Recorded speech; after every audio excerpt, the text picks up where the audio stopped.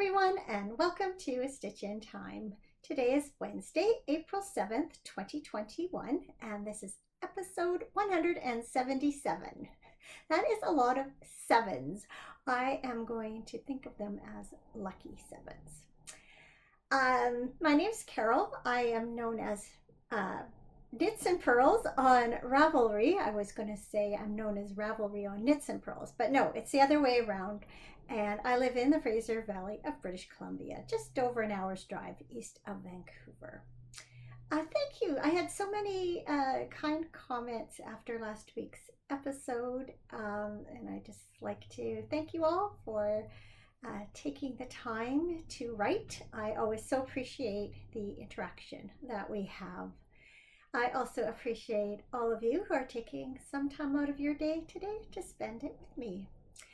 It will not be quite as much time as usual. I, for one thing, don't have very many projects to talk about this week, and I am also expecting a phone call sometime this afternoon, so I'm hoping to get this wrapped up before that happens.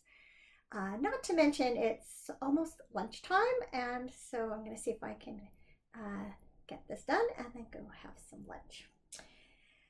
I have a finished project this week, and it is the Perfect Blend by Casapinka. Started this, I think it was back in February, but I had other projects that came up and took precedence. So I'm happy to say that I have finally finished it up. I knit this shawl from a mini skein collection from Midnight Cravings Yarn Company.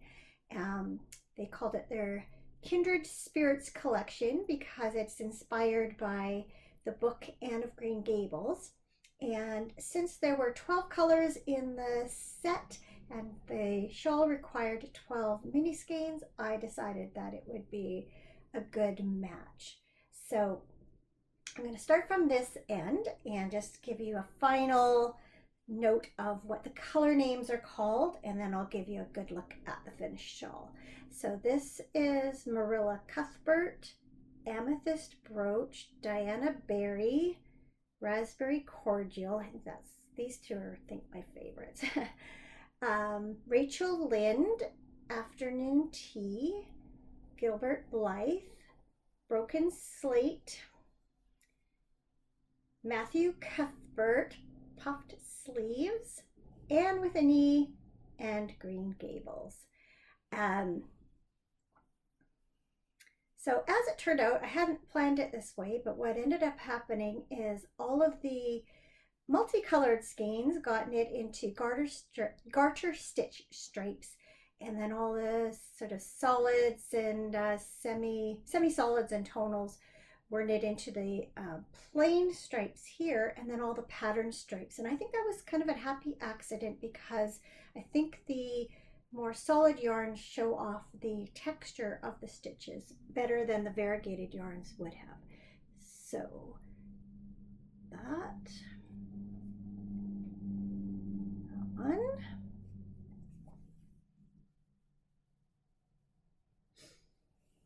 I really like this stripe, but I find I keep catching my fingers in the holes. I knit an afghan for my mom years and years ago that used this stitch. I really like this cable. I think that would look really nice on a sock. It's almost like a braided cable. This is a really interesting stitch too.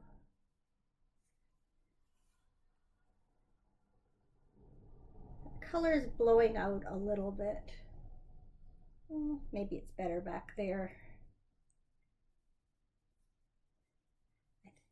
And then it ended with a couple of sort of feather and fan type stitches. I was thinking that these were the two stitches, or the same stitches knit over two stripes, but they are actually two different stitches. So yeah, as you can see, it's works up into a long asymmetrical triangular shawl, and I like to wear those kind of like start wrapping.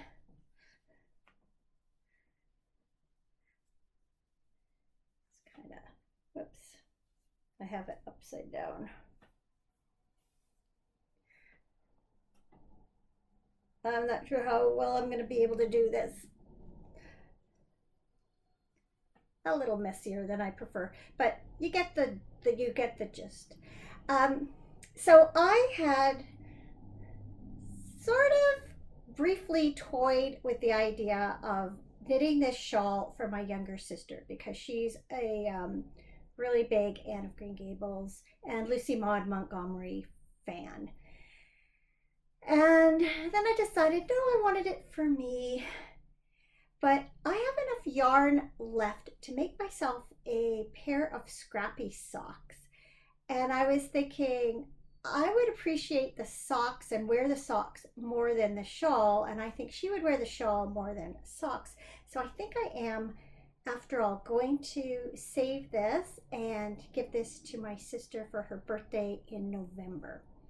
And in the meantime, I am going to knit the socks for myself and enjoy all the colors and references and things that way. So it turned out even better than I thought because I'm ending up getting 2 projects out of the one mini skein. The only yarn that I was really had very little left of is this afternoon tea colorway. I think I only have about a gram left over, but I had bought a set from the same company, the City of Bridges and the afternoon tea as a, sorry, the City of Bridges was a full skein and then a mini skein of afternoon tea that I did socks out of, and I just used this color for the heels, maybe the toes too. Anyway, long story short, which I never seem to be able to keep a long story short, I have, I think about 7 or 8 grams of this color left over. And so I can incorporate a fair bit of it into the socks. So I haven't taken finished project pictures of this yet, but if you're interested, on my project page, I have listed the grams that I used for each section. So it'll give you an idea of approximately how much yarn you'll need for each section or of each color. So yeah, let me correct that. I did not write how much I used for each section. I used how much. I recorded how much I used of each colorway there. That's what happens when you're trying to rush, right? Let's move along to the next project. These you have seen before also. They are my Get Your Kicks socks, so called because this colorway is called Route 66. The yarn is Zabberball Crazy, and it is color 2311. Whoops. I am continuing to enjoy the Zabberball Crazy. So you have seen this sock completed already. 2x2 rib top down sock with a yarn over short row heel, and to do this heel I just took yarn from the other end of the ball because I didn't want to interrupt this striping sequence here. And then I did, of course, the same with the second sock. So here's how the yarn looks in the skein. I love how you get it all wound up like this. So I am getting very close to doing the toe on this one. I expect it will be done by next week. So you can see how that's coming along. And then once again, did that with the heels so that I wouldn't break up the striping. So that's how the two look together. And it's funny because if I'm making a pair of socks that have the potential to be identical, I try to make them as identical as possible. And yet when I work with a yarn like this that is impossible to duplicate on a second sock because it's just randomly striped, I totally embrace the fraternal. And yeah, I've just been loving this fact. I am wearing a pair of Zabberball Crazy socks right now. And finally, original project is the um, Wild Bees Socks by Helen Stewart. It is the third pattern in the fourth Handmade Sock Society. And I am knitting them from this yarn from Black Cat Custom Yarn. It's their everyday sock, which is 80% superwash merino, 20% nylon, and it is the Flower Bridge colorway. Now, I learned something new last night when I Googled Flower Bridge that I'm not sure I needed to know.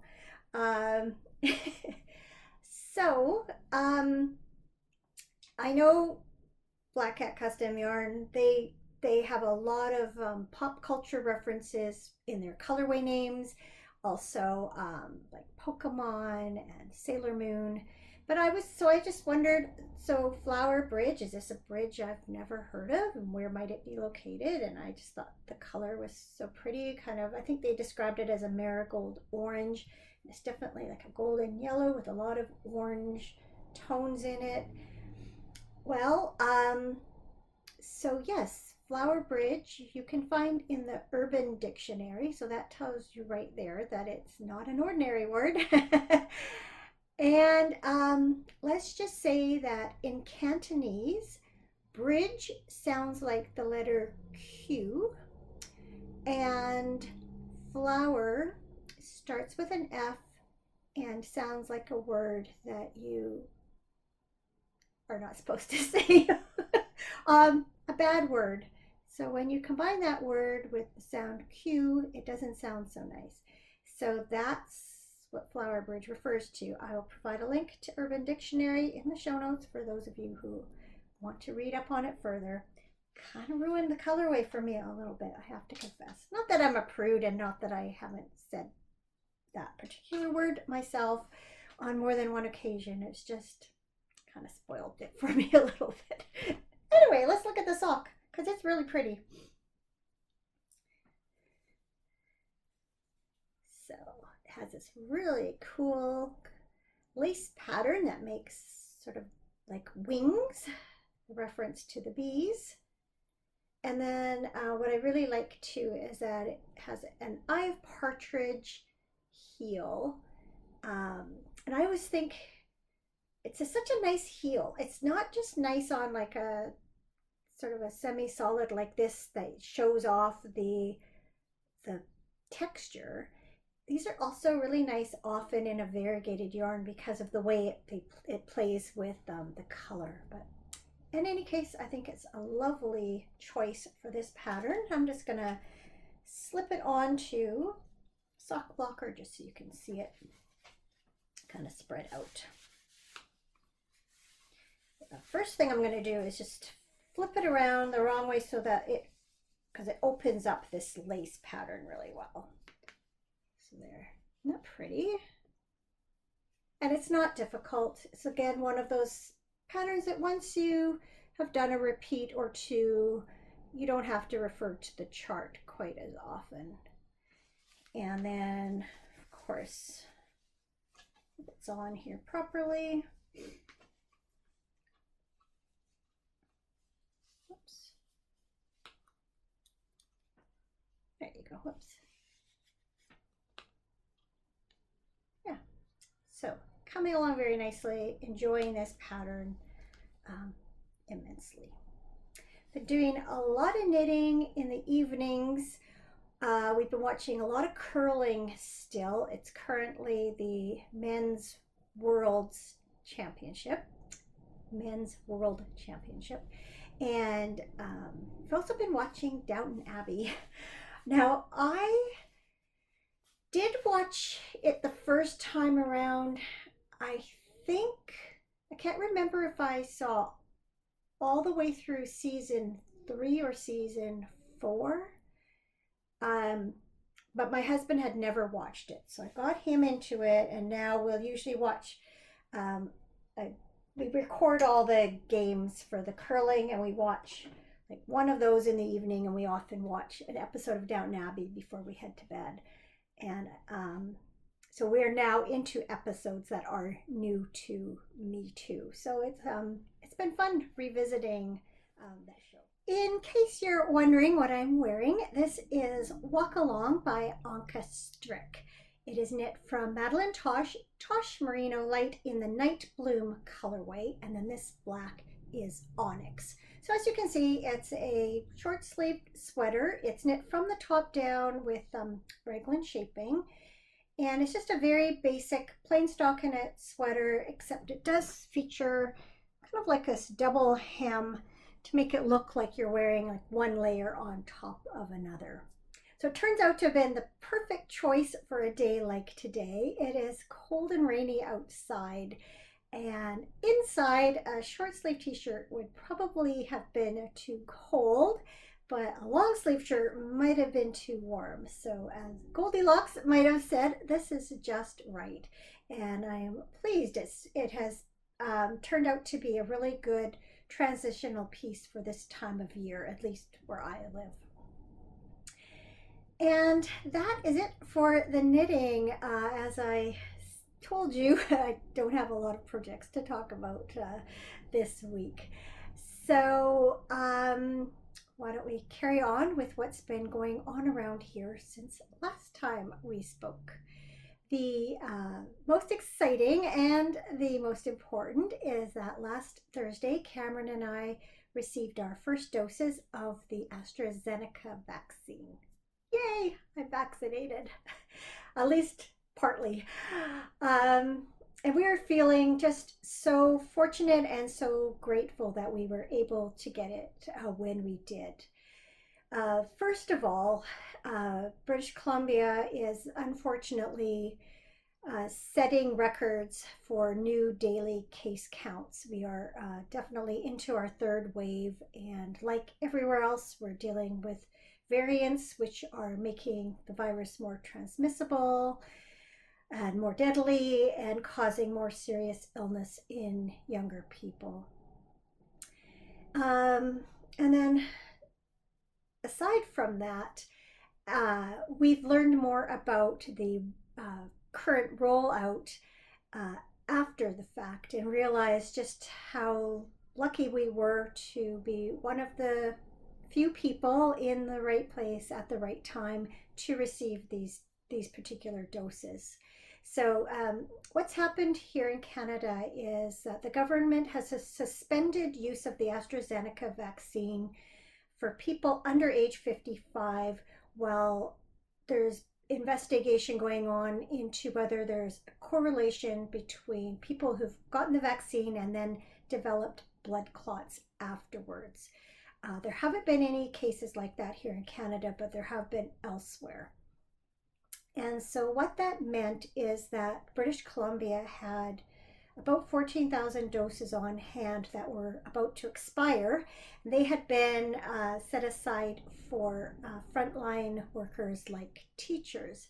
But when this suspension of AstraZeneca for the under 55 years age group went into effect, they wanted to get them used. And so last Tuesday, they announced that they were opening up vaccinations to people from age 55 to 65 for people in the lower mainland of Vancouver. So basically the Vancouver and the Fraser Health regions.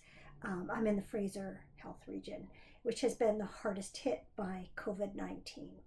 And that they would be available at select pharmacies. So I was luckily able to phone Wednesday morning and get an appointment for the next day for both Cameron and I, and then two of my sisters and a brother-in-law were also fortunate enough to get appointments at the same place for that same day. So 5 of us in one day got vaccinated. And then what we learned later is that there were only about 14 doses available for that first sort of rollout. And I think my sister said there were approximately 440,000 people who would have been eligible. So a lot of people missed out.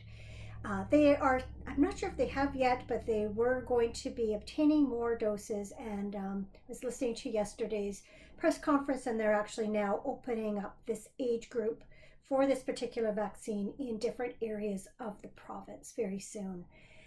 But yeah, to be able to get in sort of on the when it was very first available, it just meant that we were able to kind of get a jump on things, because if we wait for the other vaccines with our age rollout the way they're doing it, we wouldn't be able to get vaccinated until end of April or sometime in May. So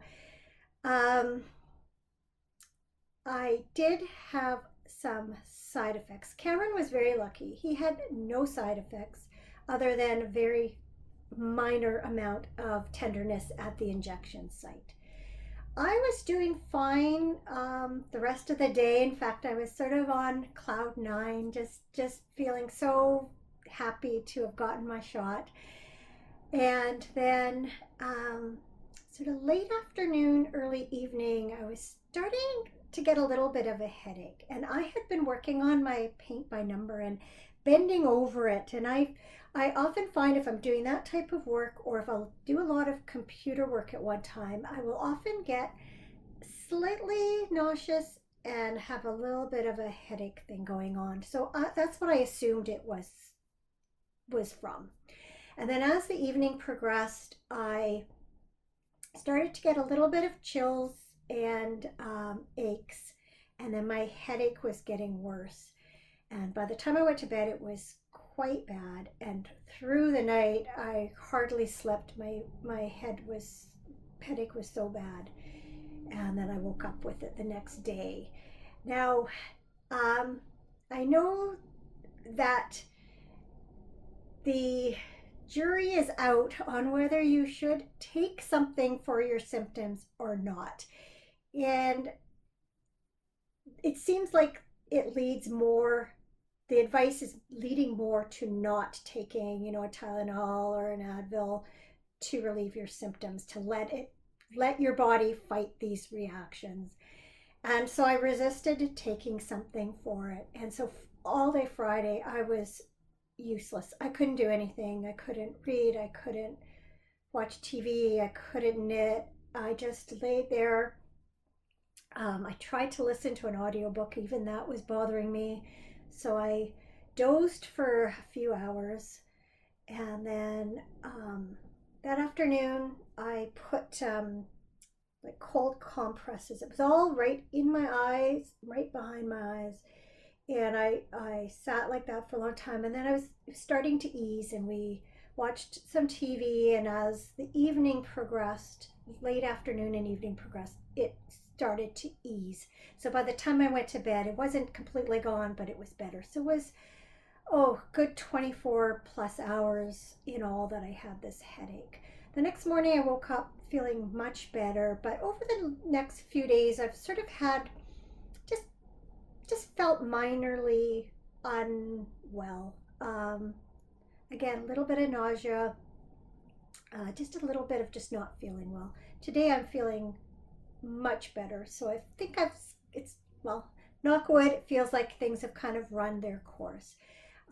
So I'm not sure. I know there is, does seem like the second dose, people get worse symptoms. We'll see. That is a long ways off. In an effort to vaccinate as many people as possible, our province has delayed the second doses for quite a while. So I am not due to get my second shot until August. 4 months from now. So it was interesting because there were 5 of us that had gotten the vaccine at the same time. It was interesting to kind of compare symptoms. And then my older sister that lives in Toronto, she had gotten the same vaccine last month. So she said she'd had headache. Most of us, probably about half of us, ended up with headache of some sort. I guess more than half. And I don't think anyone's was as severe as mine. That's the worst headache I'd ever had. It was, I was incapacitated. I've never been incapacitated by a headache before.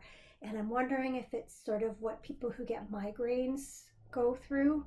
Because I've never had one of those, and so I can't speak to it. But it's a new experience to just not be able to do anything. It's hurt to have my eyes open, it hurt to lay down, it hurt to just do everything. Um, so yeah, we all had sort of a range of symptoms and range of severity, but I think everyone's feeling fine now. Uh, my um, One of my brothers-in-law got his yesterday. He's in an older age group, and he was already scheduled for it. And then my final brother-in-law, who's in this age group, he is getting his next week. He lives in Toronto though, so it's there on a different schedule and stuff than we are. So when all said and done, after that, 9 out of the 10 of us sisters and husbands will have gotten it. The only one who will be not vaccinated is our youngest sister, who just misses the age group by like a few months. But she should be getting her soon. She is a principal, school principal. So she thought she was going to get it before all of us, and then the tables got turned. So it's kind of crazy how that worked out. I'm not sure if I already said that this 55 to 65 rollout of this vaccine is now expanding to different parts of the province. I think I might have said that, but hopefully sooner than later, there'll be a good percentage of people that are vaccinated, and hopefully we can slow this thing down.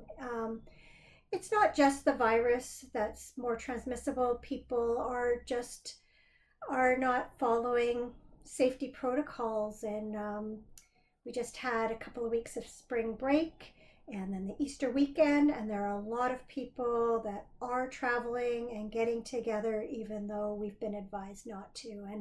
And I've no doubt that new cases are, at least in part, being accelerated because of that activity. So it's kind of frustrating to see, I have to say. So we had a good weekend. Saturday was kind of overcast, and we ended up with rain later that day. So while it was decent, Cameron went out, and all he was going to do was kind of blow off the lower, I guess the upper and lower decks. We had our roof done a while ago, and there's a lot of grit that's all over our decks. So he was just going to blow that off. Well, then he started cleaning everything. He brought out the pressure washer, washed off all the deck furniture, and washed all the deck surfaces and the concrete patio area. And so it took him, I think he was out there for like 4.5 hours for like a 10-minute job, or what was originally going to be about a 10 or 15-minute job. But it's nice because now it looks all nice for the wedding. And it was something that had to be done anyway, so it's one we can check off our list. And then Sunday was beautiful out, and so we had got some Easter treats for the grandkids. So we went over to our daughter's place, and our oldest granddaughter was spending time with her mom and her mom's father, so her grandfather on that side.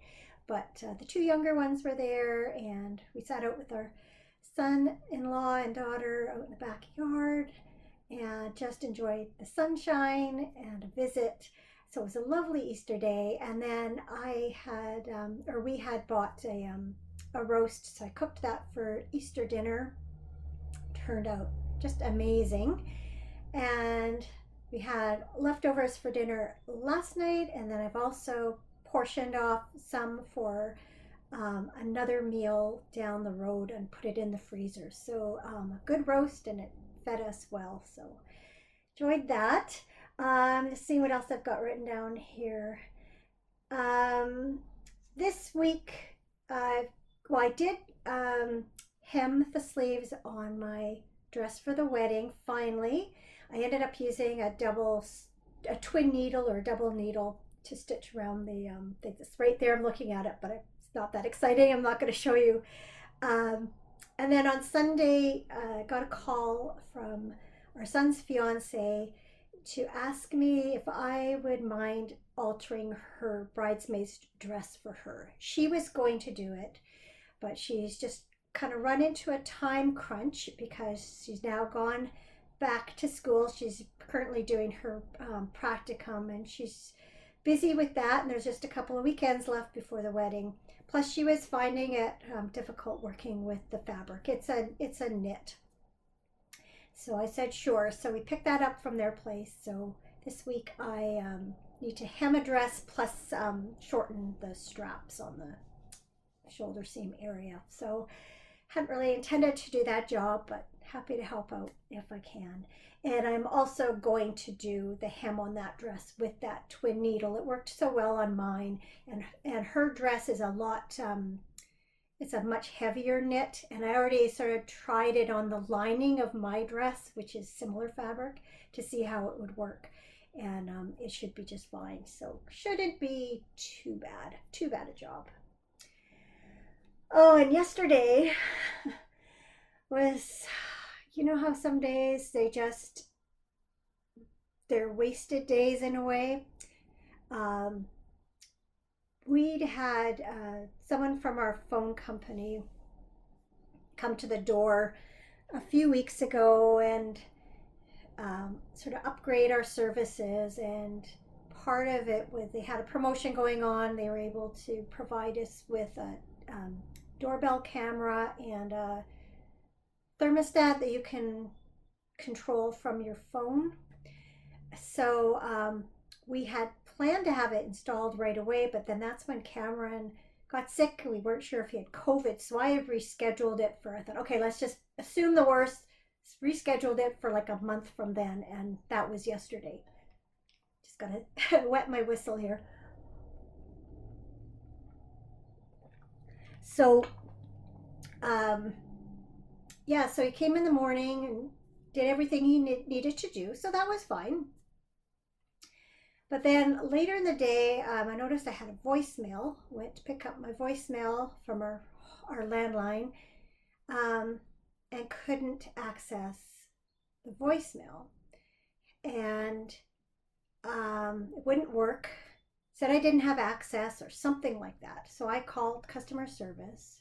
Turned out that for some reason our voicemail had been like deleted or disconnected or terminated. We didn't have that service anymore. So they put it back up, but then I couldn't access it with what I thought was the right password.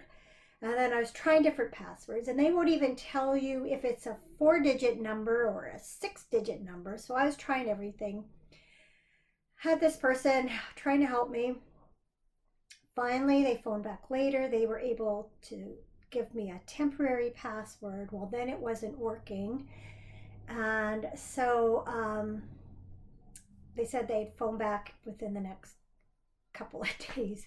So that was a phone call I was waiting for. I was expecting to hear from the same rep, and I was thinking, doing the math, thinking, okay, they're probably back on shift this afternoon. Well, if you find the video is a little bit disjointed, it's because I have had that phone call, or actually several of those phone calls in the intervening time, with a different agent, someone higher up in the chain. And long story short, my voicemail is now reestablished and it works and I can access it.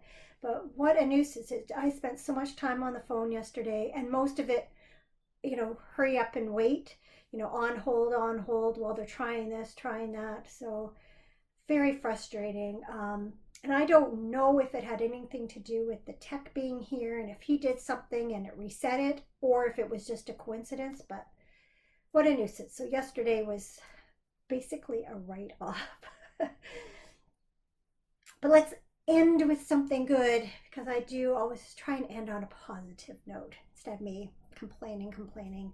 So something good this week is that our grass that we planted a few weeks ago is finally sprouting, and those bare areas in our yard that were a result from having concrete work done are finally starting to fill in. So they will not be entirely filled in, or even, we won't be able to walk on them for sure by the time of the wedding, but at least it'll look a little bit nicer than it does at the moment, which is big bare buddy spots in the midst of our normal grass. So yay, Mother Nature's come through with a little bit of heat, and then now we have a few days of rain to help along, and I'm hoping after that the sun will come back out, and that that will hurry along its growth. I think it's finally just warm enough to sprout. We are also probably before the wedding getting our little stairs built onto our deck. We had our deck built a couple of years ago, but we couldn't put stairs leading off it. It's just like, really, you can step off the deck onto the ground. It's not a high deck, but it's too far to just step down comfortably. It needs a stair off of these different points. And so until we had our concrete work done, we weren't able to do the stairs. So now that that's done, our friend who built our deck is going to do this, to build the stairs. And they should be in place by the time of the wedding, because we sure don't want somebody tripping. So so that'll be good. And then once that's done, I'll be able to paint them once the weather's once the good weather's here for good, that I can spruce everything up. That's a notice on my computer. I don't know if you heard the noise, but I think it's time to go anyway.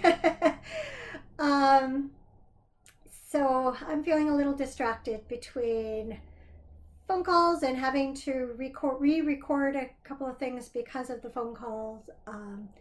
So I'm going to go now. It's much later than I'd intended to have lunch, but that's what I'm going to do, and then get to work editing and uploading this. So thank you as always for watching. I hope you are well wherever you are, and that you are able to get your vaccinations soon too. So take care. If all goes well, I will see you again next week. So bye for now.